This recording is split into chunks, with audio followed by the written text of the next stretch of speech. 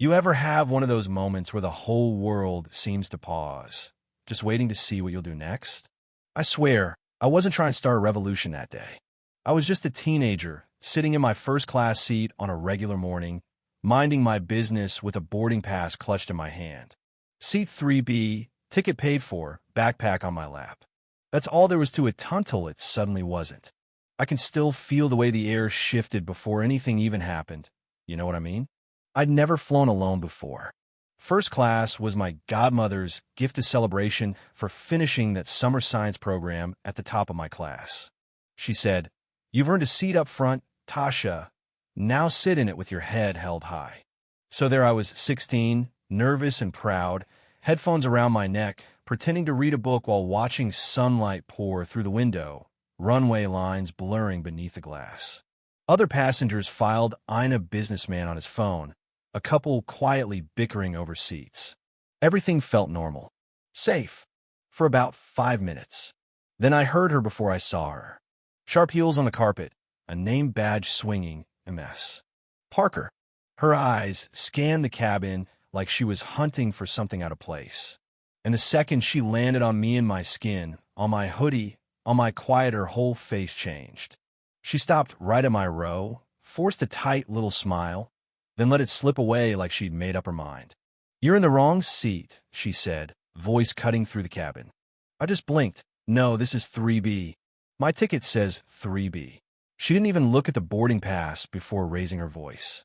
"This is first class. Where are your parents?" She didn't ask anyone else. Only me. Suddenly, people were watching, but no one was seeing. I handed over the pass, hand steady, even though my heart was pounding. She scanned it like it had to be fake. "There must be a mistake.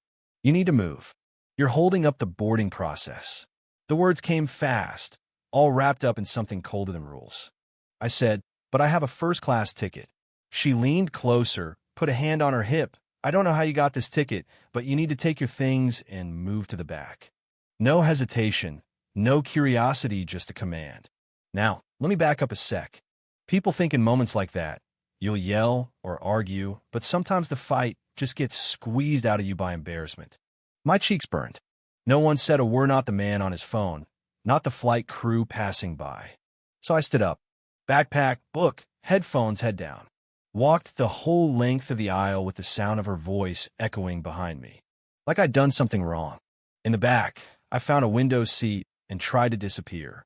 I stared at the tarmac, my chest tight, refusing to let a tear fall. My fingers found my phone almost by instinct. One short message. She made me leave my seat. Said I didn't belong. "I'm in the back now."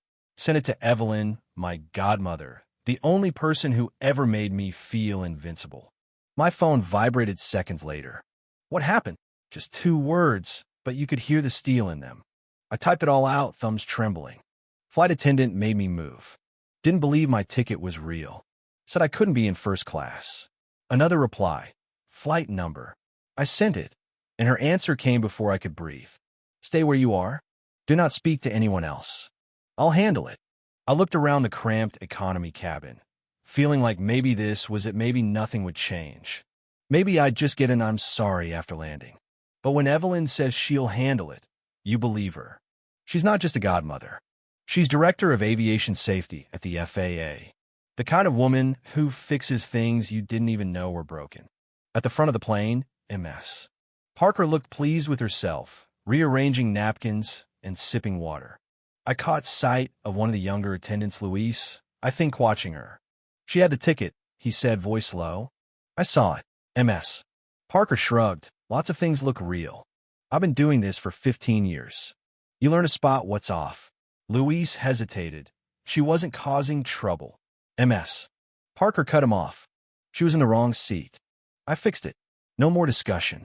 But what she didn't know, what no one knew yet, was that Evelyn's phone call was already snaking its way through the heart of the aviation system. Back in the cockpit, the pilot's phone buzzed. Direct line. URGNT. He listened, frowning. "The instructions. Hold the plane. Do not proceed to runway. There's a compliance concern about a passenger." The captain made the announcement. "We've been asked to remain at the gate a little longer due to a minor delay."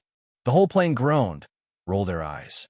But I sat there, the only one who felt a spark of hope. MS. Parker's face didn't look so smug anymore. Passengers fidgeted, glanced at their watches. But no one looked at me. No one asked if I was okay. Then, quietly, the real show began. The captain's phone rang again this time. An FAA rep. Not just any call. It was a complaint filed by Director Evelyn Brooks. You are to remain grounded until further notice. She wants answers immediately. The captain opened the cockpit door, called MS. Parker up front. Passengers watched, curious. Inside, she faced the headset, confusion written all over her. Did you verify the boarding pass with a manifest or ground agents? The FAA's voice asked. She stammered. No, but I made a judgment. The voice cut her off. You made a judgment based on what she looked like. Silence. MS. Parker's confidence started to crumble. You're to return the passenger to her seat. Apologize in front of everyone. This flight will not move until it's done. And when you land, you'll be met by our people. MS. Parker left the cockpit looking like she'd aged 10 years in a few minutes. She made her way down the aisle, her hands shaking, eyes darting away from every passenger. She found me in economy, crouched next to my seat. There seems to have been a misunderstanding. I'd like to escort you back to your original seat. I looked at her, calm now, not because I forgave her, but because something had shifted. You checked my ticket, I said. You saw the seat number, and you still told me to move. She whispered, I may have made a mistake in judgment. I sent a quick text to Evelyn. She's here. Says it was a mistake. Evelyn replied, make her say it. I stood up, voice steady. If you're going to apologize, say what you really did. MS. Parker choked on her words. I misjudged you. We walked up the aisle together, her beside me, the eyes of the whole cabin following us. It wasn't pride I felt, just a deep, humming sense of rightness. I sat back in 3B, put my backpack at my feet, and opened my book, not to read, but to signal that conversation was over. But it wasn't over not by a long shot. The plane still wasn't moving. The captain's voice again, this time heavier. We've been advised to delay our departure due to a required compliance check. People began to understand that something was off. Luis, the attendant, stopped by. They'll call you when it's time, he said quietly. I nodded, grateful for the respect in his eyes. Minutes crawled by. The ground crew outside stood idle. Inside, the cabin felt tense, like a courtroom waiting for a verdict. Passengers whispered, piecing things together. The man who'd ignored me before and now looked away, shame in his face. Across the aisle, a woman watched me, regret in her eyes. That was new. Then the doors opened and two figures in FAA uniforms boarded. They moved with purpose. Miss Holloway, the officer said. I nodded. We'll be escorting you off the plane shortly. You'll be the last to leave. At the same time, MS. Parker was let out, no handcuffs, just a hollow look, but she might as well have been in chains for how everyone stared. She passed me, eyes trembling. I looked back, not angry, not gloating, just present. That silence felt louder than any shout. As the plane emptied row by row, nobody spoke to me, not the ones who'd watched me get marched to the back, not the ones who'd pretended not to see. But their silence was different now. It wasn't ignorance. It was recognition. The weight of knowing they'd seen a wrong and stayed quiet. That stays with you. Finally, Luis returned with the FAA officer. Miss Holloway, we're ready for you. I picked up my things, walked out with my head high. Past the silent stairs, past the officers, past MS. Parker, sitting in a glass-walled room as an investigator read aloud. You removed a minor from her assigned seat without verifying with ground control. What? She could only whisper. She didn't look like a first-class passenger. That's what it came down to. Outside, Evelyn was waiting. Just her, no press, no badge, just strength. You all right? She asked. I'm fine, I said. You did exactly what you needed to do. We left together, not saying much, but not needing to. The fallout was quick. The airline's boardroom filled with reports, statements, video clips. MS. Parker was suspended. The CEO's words echoed. That girl's not just a passenger. She's the goddaughter of Evelyn Brooks, Director of Aviation Safety. That's not just bad luck. That's institutional failure. Policy changes rolled in. Bias training, new rules for seat checks, direct lines to the FAA for discrimination. The story hit the news. First as a small blog post, FAA grounds flight over passenger complaint, but by lunchtime, it was everywhere. A black teenage girl, first class, removed by a senior flight attendant, FAA involvement, internal review. You could feel the ground shifting. Videos of the incident circulated. Tasha walking down the jet bridge, silent, composed, a row of faces watching her leave. People were outraged. Some were tired. Most were just done hearing the same story over and over, different names, same pattern. But this time something changed. Because the plane hadn't left the gate. Because silence hadn't protected the powerful. It had protected the truth. MS. Parker was terminated. New training became mandatory. The airline overhauled reporting channels. Pilots received new compliance manuals. In schools, teachers handed out case studies, how one girl grounded a system. In quiet moments, other flight attendants approached me on future flights. We read your story. It made a difference.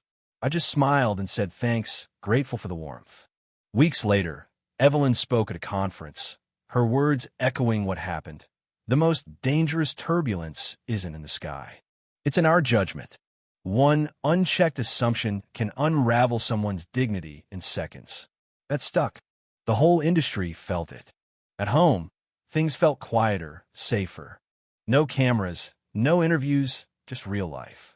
Sometimes I'd think about what MS. Parker said that I didn't look like I belonged, and I'd laugh. Because every time I sit down now, anywhere, I don't question if I belong. I just sit. You know what I mean? Evelyn always says, you belonged long before anyone had to notice. I never wanted to be a symbol. I just wanted my seat. But sometimes, wanting something simple is what shakes the system. So if you're listening to this, let me ask, would you have spoken up if you'd seen me being marched to the back? Would you have said something, even quietly, to stop it before it started? Because that's what this is really about. Not just rules, not just tickets, but the kind of world we let happen around us. So what would you have done? Let me know in the comments. Let's talk about justice, about silence, about how we see each other or how we don't. And if you believe stories like this matter, share it, hit subscribe, and keep the conversation going. Because the sky should be open to everyone. And respect, that belongs in every seat.